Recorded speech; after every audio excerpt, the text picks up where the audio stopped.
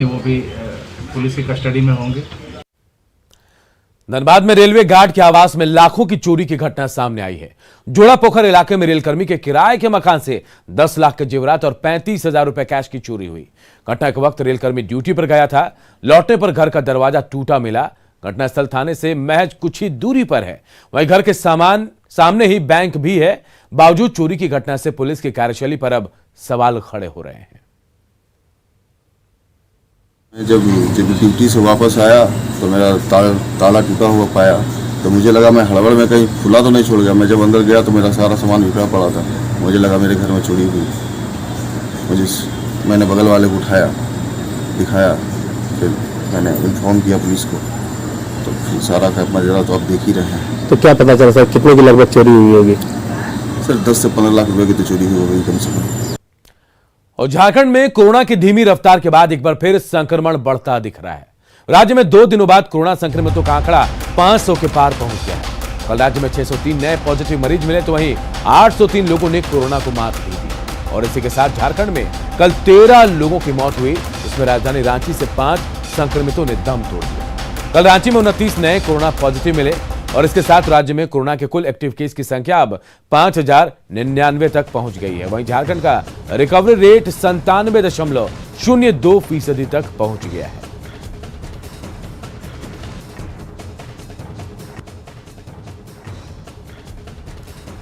धनबाद के बागमारा स्थित BCCL block में 2 अंतर्गत अंबे माइनिंग आउटसोर्सिंग कंपनी का स्थानीय लोगों ने घेराव किया।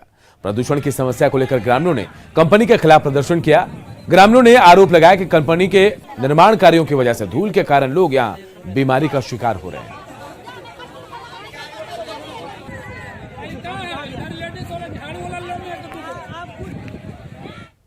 को साथ दे दिया, कोई भी नहीं। हम तो बोल रहे हैं जिला में डीसी साहब को दिए।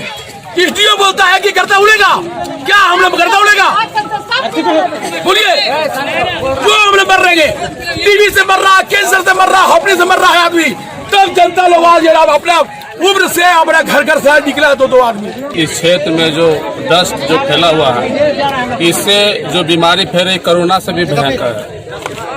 अभी घर घर में देखे जाकर टाइफाइड का शिकार कोई ऐसा घर नहीं जिसको कोई बीमारी नहीं मिलेगा। अरे जब से डस्ट उड़ रहा है तब से कोरोना से हम लोग तो मास्क लगाकर बचाव कर सकते हैं, लेकिन धूल जो उड़ रहा है इससे हम लोग बचाव कैसे करेंगे? आदिवासी समाज के भगवान माने जाने वाले बिरसा मुंडा की आज पुण्यतिथि है। महान क्रांतिकारी, समाज सुधारक और आदिवासियों को राजनीतिक, सामाजिक और आर्थिक रूप से जागरूक करने में अहम भूमिका निभाने वाले बिरसा मुंडा को आदिवासी समाज धरती आबा मानता है। उन्होंने अंग्रेजों के खिलाफ उलगुलान किया था। आबुआ दिशुम आबुआ राज यानी हमारा देश हमारा राज का बिगुल भी फूका था। उन्होंने अपने 25 साल की छोटी उम्र में ही ब्रिटिश हुकूमत के काले कानूनों को चुनौती देकर पूरे साम्राज्य की चूल्हे हिला दी थी। डोमबाड़ी पहाड़ी पर संघर्ष के बाद 3 फरवरी 1900 को उन्हें गिरफ्तार किया गया था, जिसके बाद अंग्रेजों की ओर से दिए धीमे जहर से 9 जून 1900 को ही वो शहीद हो गए। उनकी शहादत के बाद भी आदिवासी समाज की अंग्रेजों के खिलाफ लड़ाई रुकी नहीं और बिरसा मुंडा ने जो आजादी की मशाल जलाई थी उसी का नतीजा था कि 1947 को देश को अंग्रेजों से आजादी मिल पाई।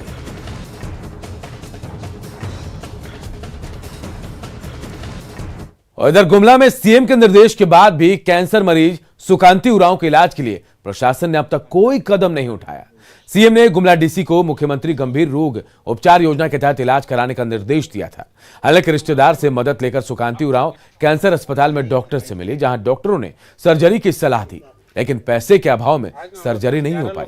हालांकि डीसी ने कहा कि इलाज के खर्च का ब्यौरा बनाने का सिविल सर्जन को निर्देश दिया गया और जल्द ही सुकांति का इलाज भी होगा। संज्ञान लिए थे तो डीसी जी को पूर्णतः अपनी पूरी टीम के साथ में इनका मदद के लिए आगे आना चाहिए, लेकिन प्रशासन जिस शिथिलता के साथ इनकी समस्याओं को पूरी तरीके से इग्नोर करके रख दिए हैं, वो निश्चित ही प्रशासन को हम लोग ये कहना चाहेंगे कि ये माननीय मुख्यमंत्री का जब निर्देश को आप लोग प्रशासनिक पदाधिकारी जो पूरी तरीके से इन सभी समस्याओं को ध्यान आकर्षण नहीं देते हुए पूरी तरीके से ढुलमुल हैं, तो निश्चित ही इसका ध्यान दिया जाए। सिविल सर्जन उनसे बात भी किए हैं और वो अपना एस्टिमेट किसी कैंसर हॉस्पिटल से, जैसा पता चल रहा है कि उनको कैंसर है, किसी हॉस्पिटल से एस्टिमेट यहाँ पर बना के दे देंगे और एक कमेटी यहाँ जिला स्तरीय हम लोग उसको जरूर अप्रूव तुरंत करके स्टेट में उसको भेज देंगे ताकि उनको राशि मिल जाए और तुरंत वो इलाज स्टार्ट करें। इधर बोकारो में कोरोना संक्रमण की तीसरी लहर और बिजली समस्या को लेकर डीसी ऑफिस में बैठक बुलाई गई।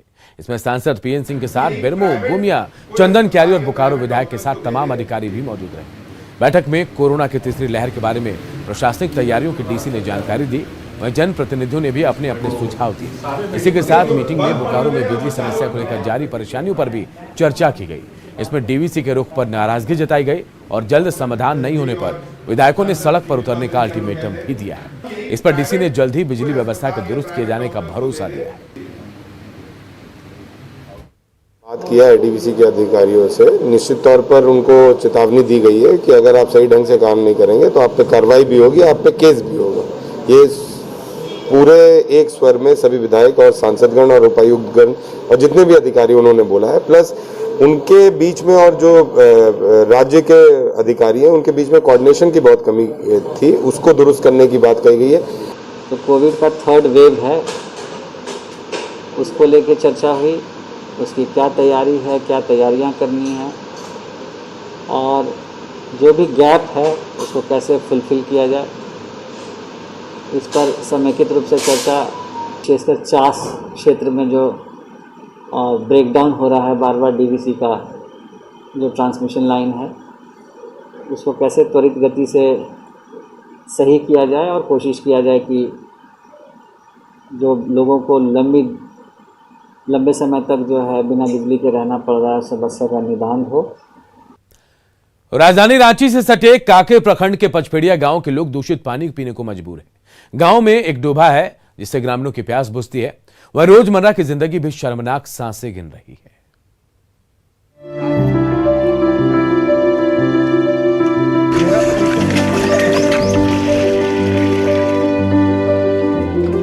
पानी के बिना जिंदगानी नहीं, लेकिन राजधानी से सटे काके के पचपेड़िया गांव के लोगों की जिंदगी प्यास के दर्द के बीच चल रही है।